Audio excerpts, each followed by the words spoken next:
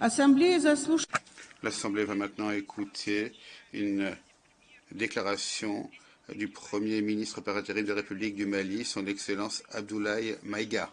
Je prie le protocole d'escorter son Excellence. J'ai le plaisir de souhaiter la bienvenue au Premier ministre par intérim de la République du Mali, son Excellence Abdoulaye Maïga. Je l'invite à s'exprimer devant l'Assemblée.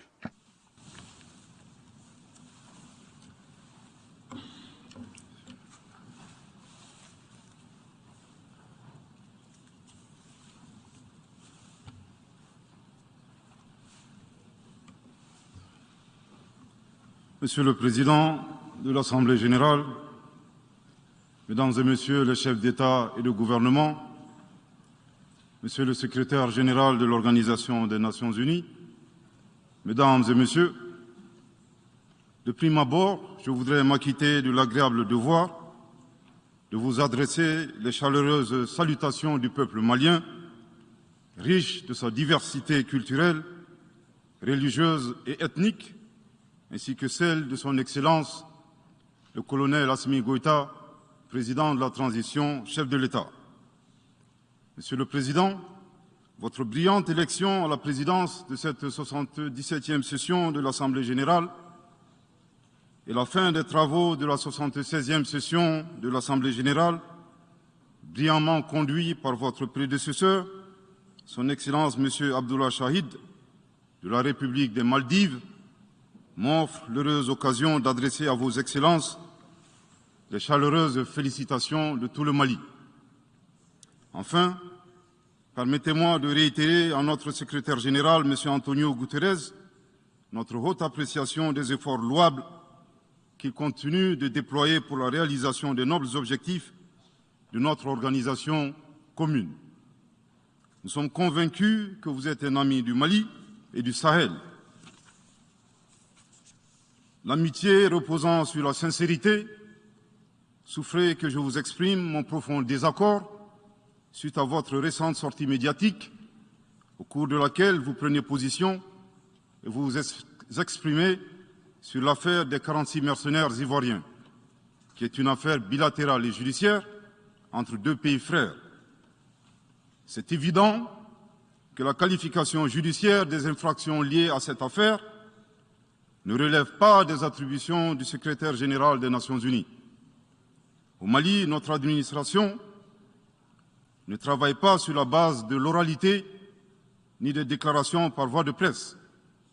Par conséquent, nous nous en tenons scrupuleusement à la note verbale de la MINUSMA, la mission des Nations unies pour la stabilisation au Mali, référence MINUSMA PROT/NV 226/2022 du 22 juillet 2022, dans laquelle il ressort clairement qu'il n'existe pas de lien entre les 46 mercenaires et les Nations unies.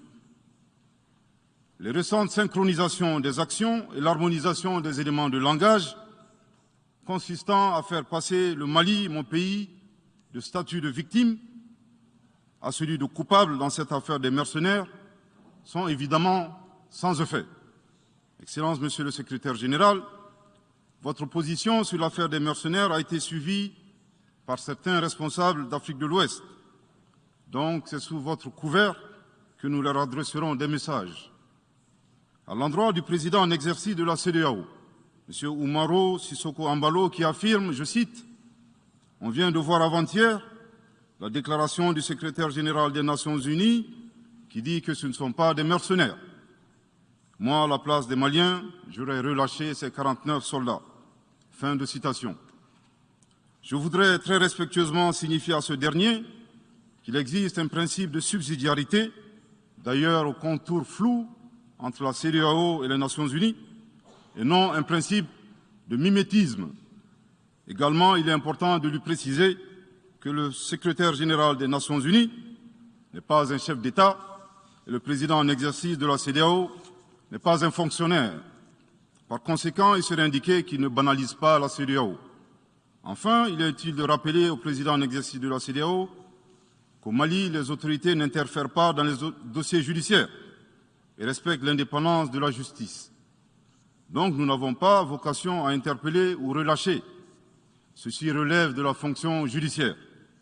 Aussi, M. Oumaro Sissoko Embalo doit être conscient du fait qu'il est le dépositaire d'un lourd héritage et de plusieurs sacrifices qui ont fait la renommée de cette organisation. La dynamique ayant fait la grandeur de la CEDEAO ne doit pas être brisée. Par ailleurs, nous avons pris acte de la menace de sanctions proférées contre le Mali et loin d'être impressionnés par des sanctions, je voudrais signaler au président en exercice de la CEDEAO qu'à la fin de son mandat, les peuples ouest-africains le jugeront sur les efforts qu'il a fournis pour améliorer les conditions de vie des populations et non des shows médiatiques servant des agendas étrangers. À l'endroit de M. Bazoum, il remarquera que le gouvernement de la transition n'a pour le moment jamais réagi à ces propos injurieux pour deux raisons cumulatives. La première raison tient au respect de l'héritage laissé par nos ancêtres, qui consiste à ne pas répondre aux injures par des injures. La seconde relève de l'identité de M. Bazoum, l'étranger qui se réclame du Niger. Nous savons que le peuple nigérien, frère du Mali, se distingue par des valeurs sociétales, culturelles et religieuses très riches. M. Bazoum n'est pas un Nigérien, son comportement nous le reconforte totalement dans notre constat. Excellence, Monsieur le Secrétaire général, le Mali tirera toutes les conséquences de droit de vos agissements.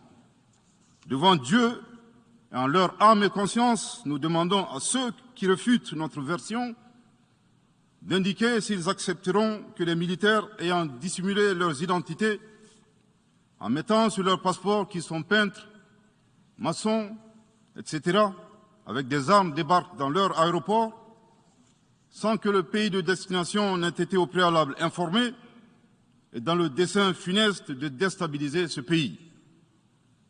S'ils ne l'acceptent pas en tant qu'État,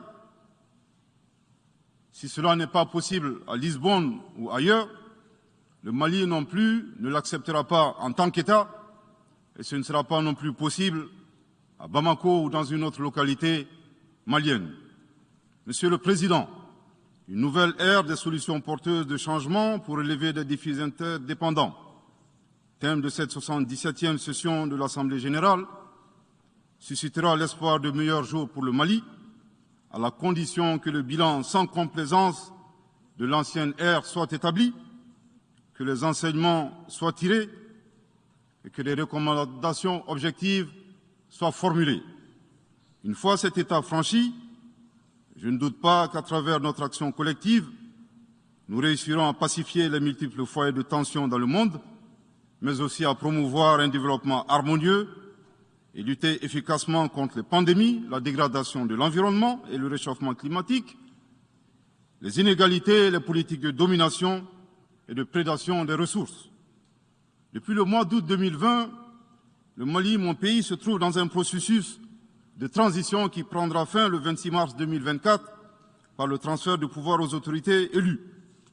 D'ici à cette échéance et conformément aux recommandations des Assises nationales de la refondation, les autorités de la transition se sont engagées dans deux chronogrammes convenus avec la CEDEAO à faire des réformes politiques et institutionnelles avant d'organiser des élections dont l'objectif ultime est de refonder l'État malien, afin qu'il réponde aux aspirations profondes et légitimes de notre peuple à la paix, à la sécurité, à la bonne gouvernance, au développement et à la stabilité institutionnelle durable au Mali. Dans cette perspective, je suis heureux de souligner que certaines avancées majeures ont déjà été réalisées, notamment la promulgation de la loi électorale, qui comprend entre autres la création de l'autorité indépendante de gestion des élections, dont l'installation est à un stade avancé, ainsi que la mise en place d'une commission composée d'éminentes personnalités de toutes les composantes de la société malienne, chargée de la rédaction de la nouvelle Constitution. Monsieur le Président, sur un autre plan, peu de gens savent que le Mali est le seul pays au monde dans lequel se superposent et se déroulent simultanément 4 types d'insécurité: le terrorisme, les conflits communautaires manipulés par les terroristes et leurs sponsors étatiques étrangers, la criminalité transnationale organisée et les actions violentes d'individus isolés. Parallèlement à ce processus de retour à l'ordre constitutionnel, le Mali continue de mener une lutte sans merci contre les acteurs de l'insécurité, en particulier les groupes extrémistes qui sont responsables de toutes sortes d'abus contre nos paisibles populations. En ce qui concerne le Mali, je suis heureux et fier de vous annoncer que les groupes terroristes ont été sérieusement affaiblis et la peur a même changé de camp. Cependant, ces groupes criminels gardent encore et toujours une certaine capacité de nuisance dans leur tentative désespérée de porter atteinte à notre intégrité territoriale et de terroriser nos populations. Les vaillantes forces de défense et de sécurité du Mali restent déterminées à faire face à toutes les menaces d'où qu'elles viennent, sous l'impulsion de son Excellence le colonel Assimi Goïta, président de la transition, chef de l'État. Le gouvernement du Mali continue d'intensifier les efforts importants pour recruter, former, équiper et renforcer les capacités opérationnelles des forces de défense et de sécurité maliennes. Je dois dire ici que les actions offensives menées jusque-là ont permis à nos forces de remporter des victoires décisives contre les forces obscurantistes. Elles ont également permis à l'État de reprendre pied et de réaffirmer son autorité sur une grande partie du territoire national, ainsi que de favoriser le retour de plusieurs milliers de nos compatriotes dans leur localité d'origine.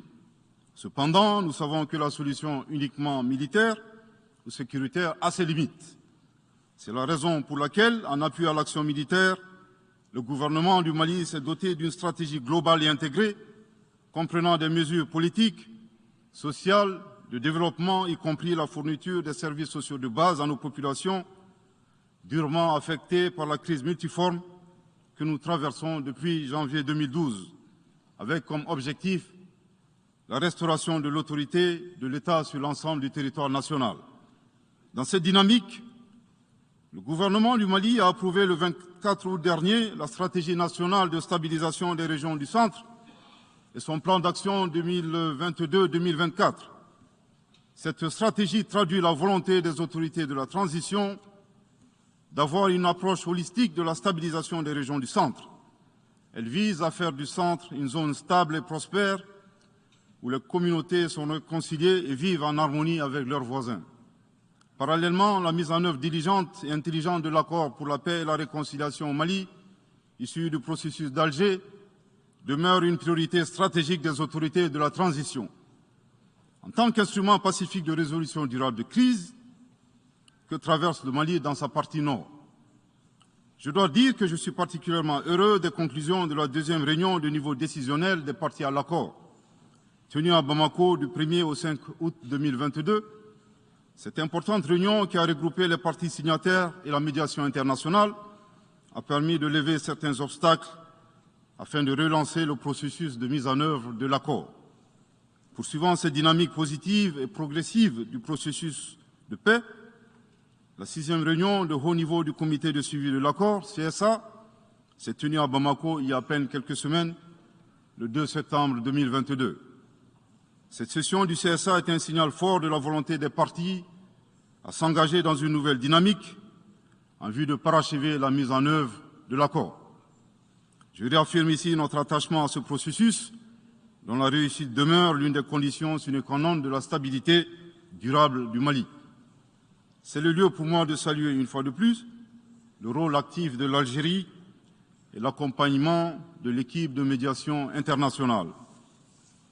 Je n'oublie pas ici la situation des réfugiés maliens dans les pays voisins, que je salue au passage pour leur hospitalité à l'égard des nôtres. Je n'oublie pas non plus celle de nos compatriotes déplacés internes. Je veux les rassurer que le gouvernement du Mali reste très attentif à leur situation précaire et que tous nos efforts visent à créer les conditions propices à leur retour dans la sécurité et la dignité en vue de leur participation effective à la vie de la nation. Monsieur le Président, dans sa difficile quête pour la paix, la stabilité et le développement durable, le peuple malien reste reconnaissant des efforts et des sacrifices consentis par la MINUSMA, de sa création en juillet 2013 à nos jours, visant à aider le Mali à restaurer son autorité sur l'ensemble de son territoire. C'est pourquoi je tiens à rendre hommage au nom du peuple et du gouvernement malien à la mémoire de toutes les victimes maliennes comme étrangères, civiles comme militaires, tombées sur le champ d'honneur au Mali. Cela dit, il nous faut reconnaître que près de 10 ans après son établissement, les objectifs pour lesquels l'aménagement a été déployé au Mali ne sont pas atteints, et ce, en dépit des nombreuses résolutions du Conseil de sécurité. C'est pourquoi le gouvernement du Mali réitère sa demande, maintes fois exprimée, d'un changement de paradigme, d'une adaptation de l'aménagement à l'environnement dans lequel elle est déployée et d'une meilleure articulation de cette mission avec les autorités maliennes. Dans cette perspective, il est extrêmement important pour l'aménagement de rester une force d'appui au Mali dans sa quête de stabilité. Le gouvernement du Mali dénonce les influences extérieures négatives et les tentatives d'instrumentalisation de certaines entités légalement présentes au Mali pour servir des agendas cachés, y compris à travers l'exploitation de la question des droits de l'homme aux fins de déstabilisation. Monsieur le Président, le monde se souviendra qu'après avoir été abandonné en plein vol le 10 juin 2021 par la France, qui a unilatéralement décidé de retirer la force Barkhane du Mali, mon pays a été ensuite poignardé dans le dos par les autorités françaises. La précision est d'autant plus utile que nous refusons tout amalgame avec le peuple français que nous respectons. Les autorités françaises, profondément anti-françaises, pour avoir régné les valeurs morales universelles et trahi le lourd héritage humaniste des philosophes des Lumières, se sont transformées en une junte au service de l'obscurantisme. Je répète, les autorités françaises, profondément anti-françaises, pour avoir régné les valeurs morales universelles et trahi le lourd héritage humaniste des philosophes des Lumières, se sont transformées en une junte au service de l'obscurantisme. Je répète pour une dernière fois. Les autorités françaises, profondément anti-françaises, pour avoir régné les valeurs morales universelles et trahi le lourd héritage des philosophes des Lumières, se sont transformés en une junte au service de l'obscurantisme. Obscurantisme de la junte française nostalgique, de pratiques néocoloniales, condescendantes, paternalistes et revanchardes, qui a commandité et prémédité des sanctions inédites, illégales, illégitimes et inhumaines de la CEDEAO et de l'UEMOA contre le Mali et mon pays. Après plus de 10 ans d'insécurité et en fait des milliers de morts, autant de réfugiés et de déplacés internes, n'est-ce pas un sacrilège de mettre une population malienne victime de l'insécurité dans un pays enclavé sous embargo pendant 7 mois, en procédant à la fermeture des frontières et la saisie des comptes financiers du Mali.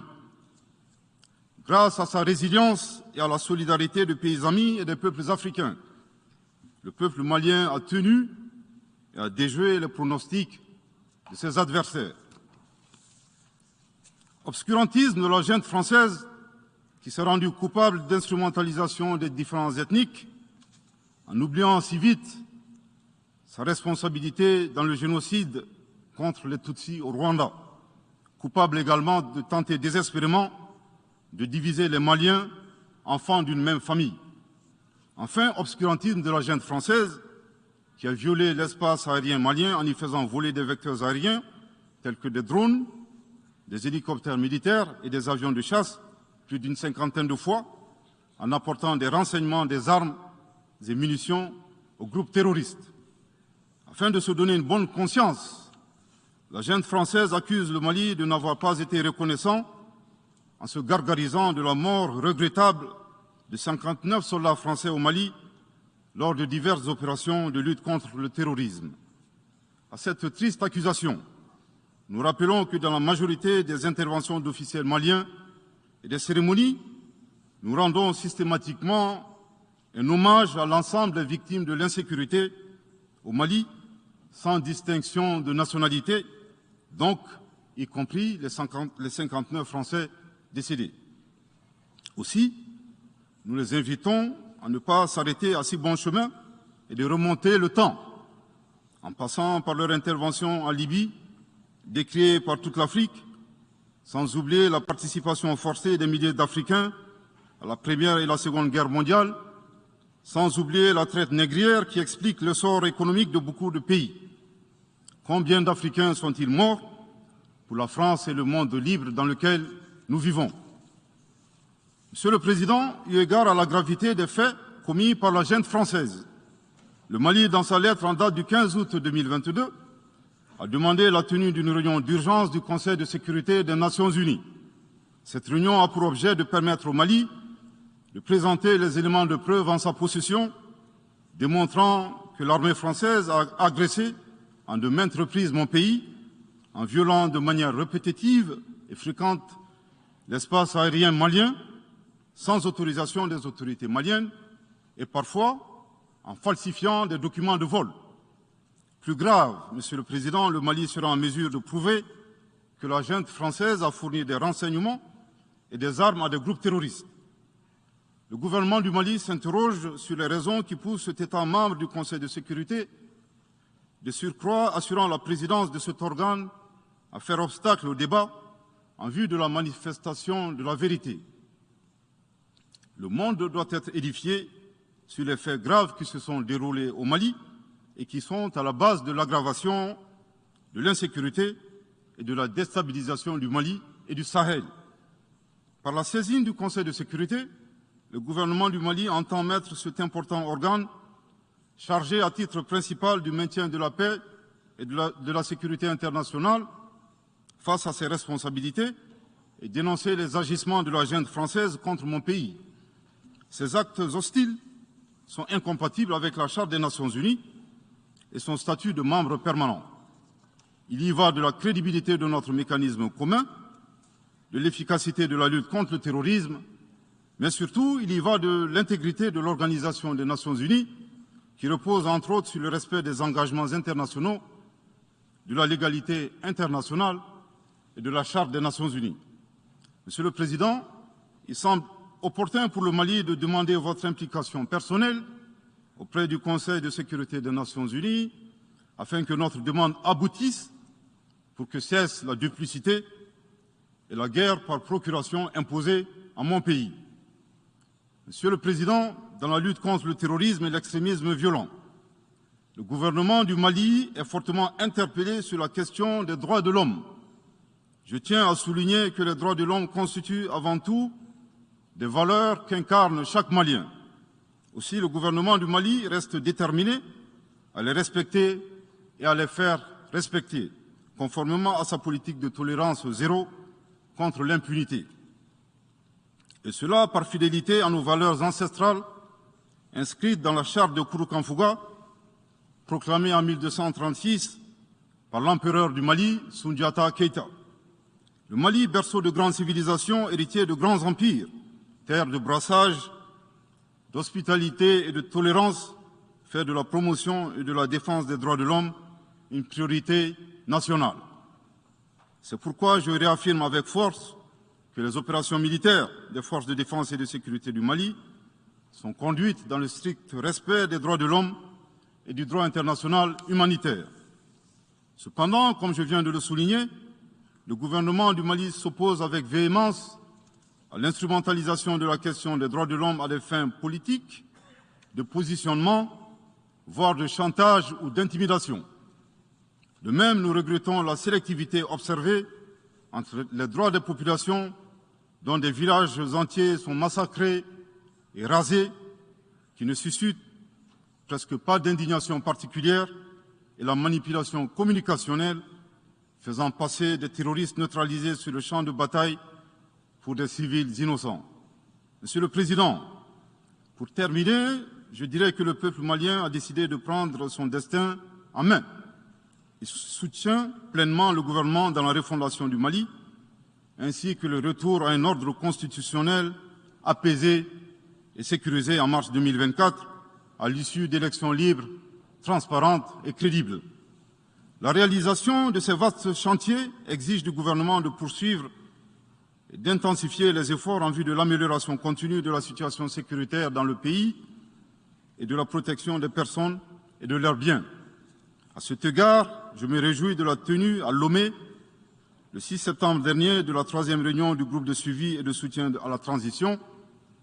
Les conclusions de cette importante rencontre, notamment la reconnaissance des progrès réalisés par la transition et les appels lancés en faveur de la mobilisation de tous les partenaires du Mali pour consolider leur appui politique, économique, technique et financier à la République du Mali, ainsi que pour soutenir les efforts des autorités de la transition du Mali en vue d'un retour harmonieux à l'ordre constitutionnel. Je voudrais rappeler que la transition au Mali résulte de plusieurs années de dysfonctionnement de notre jeune démocratie qui a engrangé quelques résultats positifs. Malheureusement, à l'heure du bilan, les passifs sont plus importants que les actifs, d'où la survenance de la transition. Je saisis cette opportunité qui m'est offerte pour remercier chaleureusement notre respecté aîné, son Excellence le Président Alassane Dramane Ouattara, pour les sages et éclairés conseils qu'il nous a prodigués dans son allocution mémorable à cette 77e session de l'Assemblée générale des Nations unies. Je voudrais le rassurer que les autorités de la transition malienne n'ont d'autres objectifs que de faire des réformes politiques et institutionnelles avant d'organiser des élections, tout en luttant obstinément contre le terrorisme. Ces réformes permettront d'améliorer la gouvernance et toutes les dispositions seront prises pour que la démocratie malienne soit la plus enviée au monde. Dans ce chantier, nous prêterons une attention particulière au 3e mandat, qui ne sera pas possible. Le troisième mandat pour un public moins averti consiste pour un président de la République d'effectuer une manœuvre en 4 temps, en vue de conserver le pouvoir pour lui seul et son clan. Premier temps, presque en fin de second mandat, donc en principe non rééligible, il s'agit pour le président de la République sortant de déclencher une révision constitutionnelle de manière non consensuelle. Deuxième temps, au cours de cette révision constitutionnelle, le président de la République sortant modifiera quelques dispositions constitutionnelles. Troisième temps, une fois la nouvelle constitution adoptée, sur fond de crise politique naturellement, le président sortant devient candidat en violation de la limitation du nombre de mandats à 2. Sa candidature est alors justifiée par l'adoption de la nouvelle constitution et le prétexte est tout trouvé. La limitation du nombre de mandats à 2 concernait l'ancienne constitution. Par conséquent, il est candidat au regard de la nouvelle constitution adoptée. Quatrième temps, une farce électorale est organisée. Forcément, il remporte les élections et s'ensuit une chasse impitoyable aux opposants politiques, dont certains sont arrêtés, d'autres s'exilent et d'autres assassinés. Les allégeances sont obtenues grâce au pouvoir de l'argent, le clientélisme et les intimidations. Dans un langage plus simplifié et en référence à une métaphore footballistique, le troisième mandat est une magie. C'est l'art de se dribbler soi-même tout en gardant le ballon.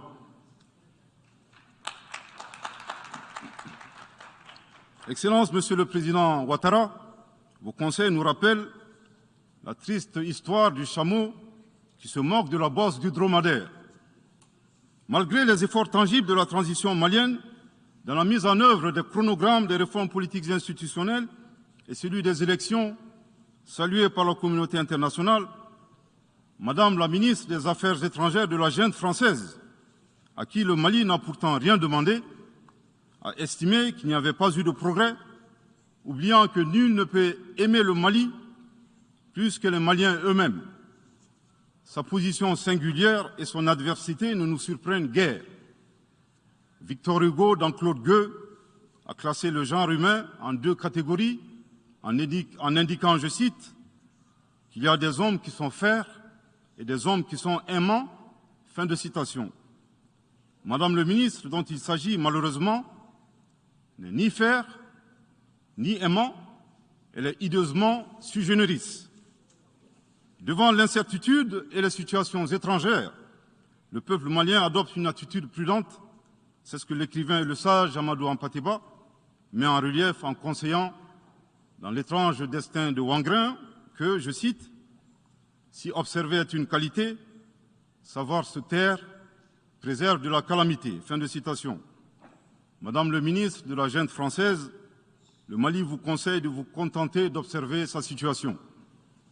C'est l'occasion pour moi de saluer les relations de coopération exemplaires et fructueuses entre le Mali et la Russie, tout en réaffirmant que le Mali reste ouvert à tous les partenaires qui souhaitent l'aider à relever les défis multiples qui l'assaillent, dans le respect strict de sa souveraineté, de son unité et de la dignité du peuple malien. Le Mali rappelle que, conformément à la vision du colonel Assimi Goïta, président de la transition chef de l'État, 3 principes guident l'action publique nationale. Premier principe, le respect de la souveraineté du Mali. Deuxième principe, le respect des choix stratégiques et de partenaires opérés par le Mali. Troisième principe, la prise en compte des intérêts vitaux du peuple malien dans les décisions prises. En application de ces principes, le Mali reste disposé à poursuivre et à renforcer ses relations de bon voisinage avec l'ensemble des pays qui l'entourent.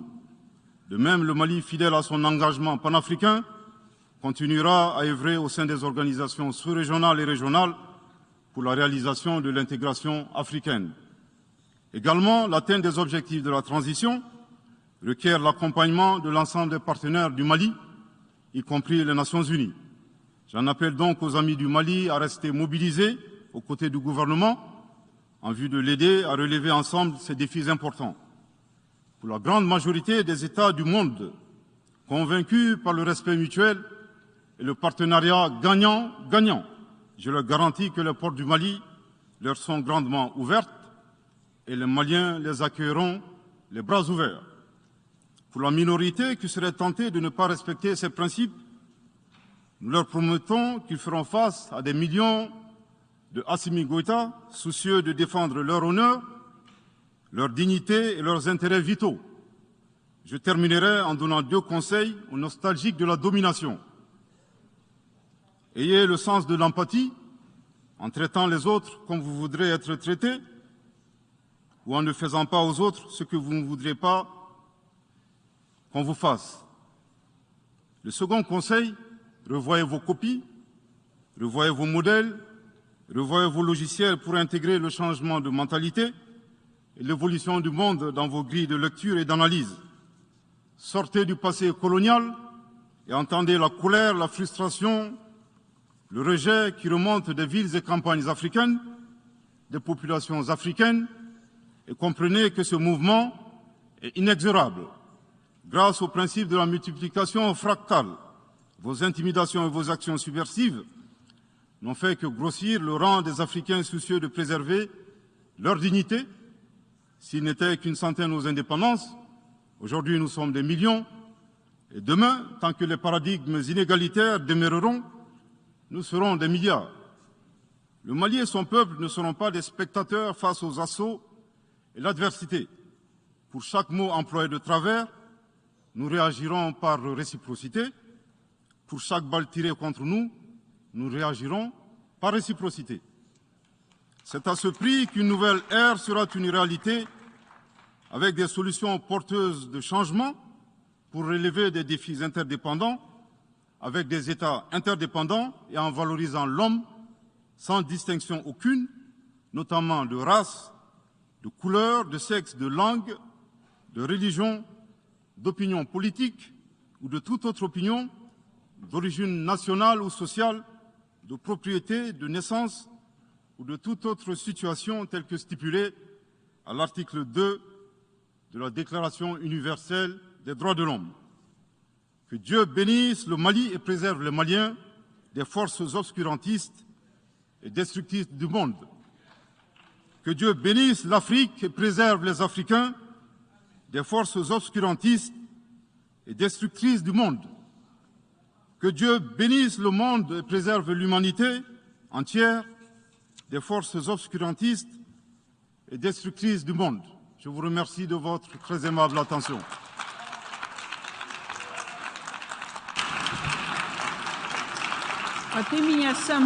Au nom de l'Assemblée générale, permettez-moi de remercier le Premier ministre par intérim de l'Excellence du Mali pour la déclaration qu'il vient de faire. Je prie le protocole d'escorter son Excellence.